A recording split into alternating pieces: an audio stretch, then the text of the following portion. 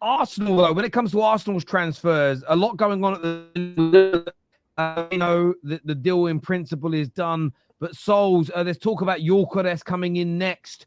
Once this deal is complete for the midfielder. First of all, let's speak about the midfielder. Again, I've seen a lot of the negative Nelly fans of your club talk about it's a bad signing. They're not happy with the signing. What do you make of it, mate? Do you know what? I said it in the group chat, right? One thing I'm finding out is Premier League fans do not watch football other than the Premier League or their own club. Because I'll be honest with you, this is how I've now started to evaluate football. Profiles over names. Because I want to see if you fit my system and if you make it better and do you complement what we're trying to do and can you raise the bar with the profile you're going to be as a player for this team. And that's what you've got to look at. You've got to forget names because you can have 11 flashy players, right? You can have the best keeper, centre backs, right back, left back. That's never going to work. The world, if you ever got the world 11 to play a game, it probably never works because the profiles don't complement each other at all. And this is what I'm trying to say to people is Mikel Moreno, as much as, yes, it's not an exciting name. It doesn't get you off your seat and go, oh my God, we're signing him. But for me, he's a massive, massive level raiser. And he actually is a player, in my opinion, who closes that gap, even with the 2-3 points that we've got on Man City, and just solidifies that midfield, makes us a lot more secure, and actually defensively, but also going forward, brings a different dynamic to the team. So for me, I'm actually really excited to bring this player in because it's going to now make us a lot harder. You thought last season was a good defense. Bringing someone like Mikel Moreno and Calafiori into this team, we are going to be impossible to break down. You're going to see more clean sheets. You're probably going to see a world record, Premier League record being broken for defense because this midfield with Rice and Mikel Moreno, I'm telling you, good luck breaking that. Whoa. Breaking that midfield duo. Souls, man. Because you guys don't realize the way he tackles and the way he defends is different. I'm telling you, he's not, like I said, not a flashy player, not one of these players, that's going to be absolutely like world beaters. But he's strong. He's strong on the ball. He's press resistant, and he's a player that's going to be massively improved. Those little mistakes that we're seeing, especially on the left hand side that we're getting, they're not going to happen as much. So now where you're going to break us down? So I think you went far with the beating the record defensively. Football's different now to when Chelsea made that record. I do think football's a bit different now. To concede less than 15 goals is crazy, bro. But listen, to the signing of Moreno, I think it's a great signing. I'm actually happy with the signing. I know, listen, everyone all these Twitter fans, because that's a lot of the people that are crying about it, they just want names, man. They just want the superstar name to get all zesty about it and go, you've got this guy. Well, look at this. What did that do for the likes of signing Nicola Pepe for Arsenal, Anthony for Manchester United, Mikhailo Mudryk for Chelsea? It don't work half the time. Like, unless you've picked the right player and you're not buying him just because he's a name, it don't work. This guy coming into Arsenal for me is the perfect sort of midfielder we currently need. Yeah. And I say that because the price is a great price, means we can spend in other positions, hopefully. The age, I think that we need someone of the age of 28 because I actually think that he can do the role and you can start implementing players like Wanyeri and stuff through the next few seasons with someone like him in. And I think that people are just underrating him because he ain't a massive name. I think that I haven't watched loads of him. I'll be honest. I've done research on him since we've been linked to him and that he reminds me a bit of Xhaka. And it's a thing that Arsenal fans were crying about last year. We were missing the Xhaka type midfielder. So he reminds me a bit of Xhaka. I think he's probably a bit better. He's a bit more technically gifted than Xhaka, like passing and stuff. It's the opposite. Xhaka's passing is better. I don't know. From what I've been watching and seeing of thing, this guy's ticky-tacky, bro. But, yes, I agree. Short passing, yes, but long passing, Xhaka beats him. Oh, okay, yeah. But like for me, this with Moreno, it's what we need. We don't need more. Like once again, Arsenal fans are in la la land. They're jealous. Like it's like they got like if you want to be like that, no offense, support Chelsea, bruv. Where every season you're signing 5 or 6 of these new guys, bruv. Arsenal competed for the season until the last day of the season. We don't need to overhaul this squad with more superstars. We don't need that. These guys that are already the superstars are getting better. We need solid players now to build a squad. The only place I say we need a superstar is the striker position. Yeah, and that's why I want to go for like a Gyökeres. I'm not saying he is a superstar. I'm saying he's got the potential to be a top striker for us. It's the only position that I believe that we really need, like one of them big, huge names. Apart from that, Calafiori is not a huge name for me. He's a great player, and I love him, and I really wanted him. Being Italian as well, obviously, I wanted him. Yeah, and he looks really good. But he ain't a huge name. Moreno ain't a huge name. I don't think we need that. I think people that want that are just these fans that just love the excitement of just a huge name. I think they're fans that don't do any research, like Sol said, outside of the Premier League. If the player is what you guys have described, I'm not going to sit here and act like I've watched loads of Moreno. I see him, of course, have the few appearances in the Champions League last year and so on. But like, if he can do what you guys said, I'm hearing that he's a very good passer, good on the ball, someone that can fill in. And the way that I see it is if he can pick up on Declan Rice's weaknesses, because we know, and I think one of the things that's quite apparent is Declan Rice is sometimes he holds the ball too long. He's really good with taking the ball out the pitch when he's dribbling, but when it comes to passing, that's not his strength. He can't do those short and snappy passes, what Jorginho's job is to do in the Arsenal midfield. So if Arsenal can get someone who's filling in for where Rice is lacking, then that's already going to take their midfield to the next level. Because I feel like Jorginho and so on, they've done the job when it's been needed and they've filled in at times, but it's just not consistently at the level that Arsenal need in their first team. So if he's going to do what you guys have said and he has the attributes that some of you, what you guys have described, then definitely going to be a good signing for Arsenal. I do think it was a wild shout, like Giuseppe said,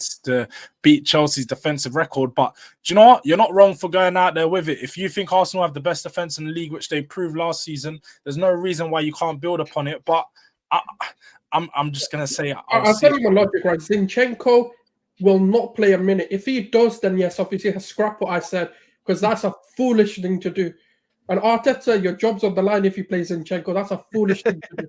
But saying that, though, we have solidified those two positions, because if we're asking all the fans, right, last season, what are the two areas of the pitch? I know people are going to say striker, winger, whatever, but two areas of the pitch that constantly kept coming up was that left centre mid or a midfielder, right? Whether you want to say left centre mid or a 6 or an 8, whatever, and that left back, because we didn't have a consistent left back. It was either Zinchenko playing, whether Tomiyasu was fit or not, Kiwior was coming in, and that's, for me, one of the reasons why, like, I'm saying that when you bring Calafiori, someone who is defensively good, but also complements that sort of, he doesn't invert, but he underlaps. So it's a little bit different. Like, he's not exactly as Zinchenko is going to come into midfield, but he's going to complement that sort of wider player going forward. And then when you look at Jesus is going to be back, what Havertz is doing, pressing from the front, Odegaard's going to press from the front. All of that's going to be complemented with now a Moreno who also presses from the front. So we can push that line forward and actually have less numbers in defense, but also still be as solid. So there's a few reasons why I'm saying, if not, we'll be very close to beating that record. You know, if not, in my opinion, we will be as either this season or the coming season. Yeah, I would say when it comes to your Giuseppe's point about Arsenal fans wanting superstar names, you don't need superstar names to win league titles. You need steady eddies. Steady eddies are the reason that a lot of teams are allowed to express themselves. You're talking about two players from that Liverpool team, two midfielders that were steady eddies, Henderson and Wijnaldum. Why? Because they served a purpose. They served a purpose that allowed Trent and Robertson to go forward. And the one thing that you missed was balance in that midfield. And the first thing that people said when Havertz was signed and people were saying left centre mid, no balance, because you got Odegaard right next to him. Two more or less attacking-minded midfielders going into the edge of the box, basically. With Mikel Merino, a steady Eddie, that's the perfect kind of player that Odegaard needs. It allows him to relieve a less amount of defensive duties on him and let him do what he do best, which is go forward, create, and chip in with a goal here and there. All these Arsenal fans that are saying, we need this kind of player. We need, I don't know, any Tom, Dick, or Harry that will improve the team. Most of these times, they don't even improve them. Like, some of these Arsenal fans just need to chill and use some common sense in the sense of this guy is what your team needs. He is the kind of player that will get the best out of everybody else. And if he complements your team, then why are you stressing, man? Why are you Yeah. stressing? I think as well with Moreno, like I don't always like using stats because I think but you can use stats, but I don't like to always go off stats. But he was by far he won the most duels in European football last season. By far, he got the most duels.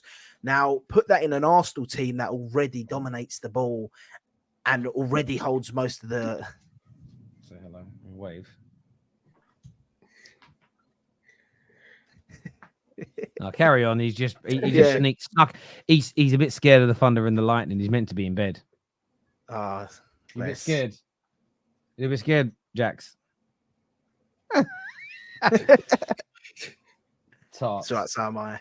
But yeah, listen, I think him with them being the best with the duels and that in a team that already dominates the ball and has most of the ball, and when we lose the ball, it's higher up the pitch. I think he could potentially solidify that so much. And I agree with what Sol said, where I think he can unleash Odegaard more next season, having him and Rice behind him to actually be able to just go and just worry purely on the attacking stuff and not have to, because you see a lot of tracking from Odegaard in the Arsenal team. You see him tracking back so much. Maybe with a Moreno in the midfield with him and Rice, you can get rid of a bit of that. He won't need to, he's still going to have his work rate and that, but do that further up the pitch. You don't need to be running back so much because we're covered.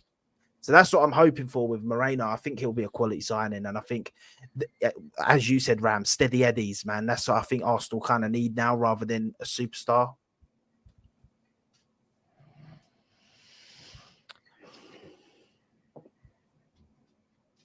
Yeah. I mean, I was waiting for someone else to talk. I was just... I was just waiting. No, I weren't lagging then. I was just waiting for somebody else to talk. Matt here says Eucharist is 26. Where's the potential? He should have it already. Is he 26? Yeah, he's not as young as people think. He's like 25, 26. But he says this, Matt, brother. First of all, yeah, you said Gallagher should start for England in the final. Yeah, no. But to say this, but he played for Coventry. Yes, he didn't do good every single season, but the last season at Coventry, he got I think 27 goals and 10 assists. So he was double digits goals and assists. And then last season he got a ton of goals and 12 assists and like 30 something goals. So to say where is it, he's currently doing it. Just because he hasn't done it in the Premier League yet, I get it. There is a risk to it. There is always a risk to signing any player.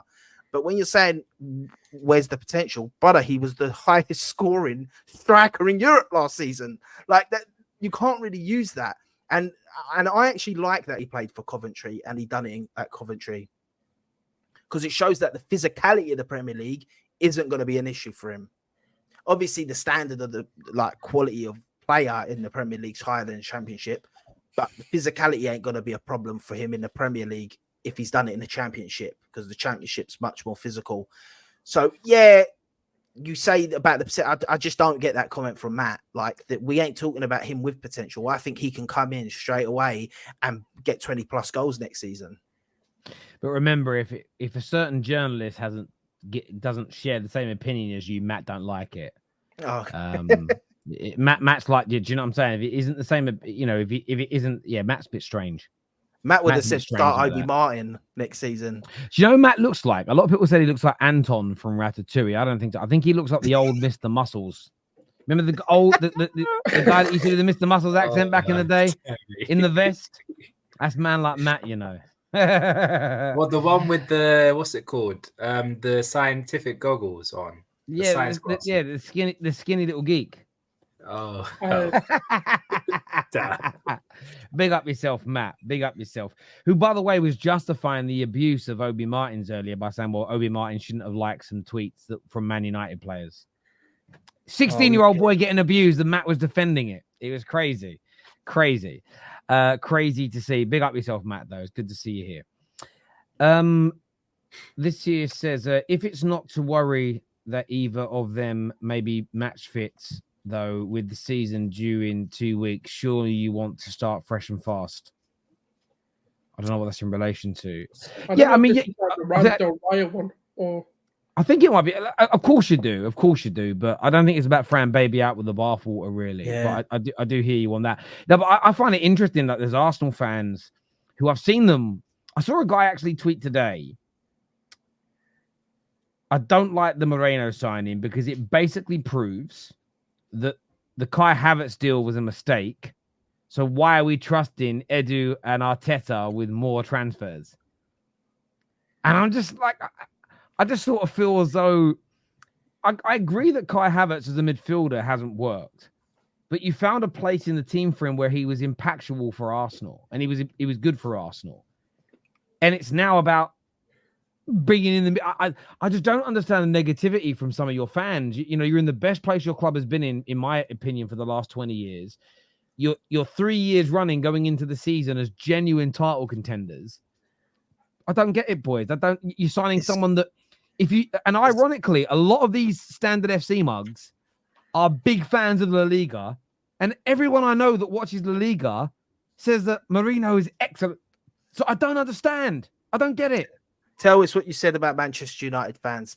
Arsenal fans don't want us doing good because it affects their content, it affects their views. They do not want, like, you know, when someone's got so much almost like arrogance and stubbornness and pride that they just don't want to admit they were wrong about stuff. Man, I feel like you get a lot of that now in football, bruv. Now there's the social media side of football. Back in the day, you could say this stuff to your mates about things, but Tom down the road, down the pub, would never know you said that. So you could go in and go, I love Arteta. And Tom down the road would have never known that 2 months ago, 3 months ago, you were like, I want this guy out of the club.